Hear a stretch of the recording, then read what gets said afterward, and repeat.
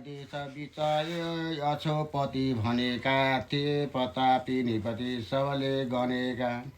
पुत्री तिनी गुणवती विदेशी पढेकी सावित्री नाम जसको तिथिन बढेकी।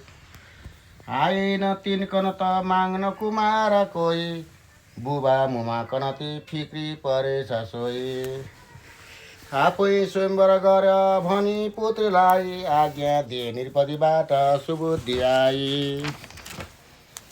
मैया सखीहरू रथेर लि सिपाही पाल्की चढिकन गइन् बन डुल्नलाई। देखिने कुनै युवकलाई त्यही बसेका निधारमा बिगुल केही थिए घसेका। लि ब्रह्मचारी जसको छ सुपुष्ट अङ्ग प्रत्यक्ष सुन्दर छ व्याप्त भई अनङ्ग। छन् नेत्र ती कमल पत्र सरिरहेका देखिन्छ अपूर्व सुषमा जिउमा भएका। एउटी सकिकन पठाइदिन् र जाई सोधनी भई परित्यागी कुमारलाई। तिनले सबै भनिदिए निज नाम धाम सावित्रीलाई सखीले गरिदी बयान। नाउँ रहेछ तिनको शुभ सत्यवान राजादि सालले पतिको सुतती जवान।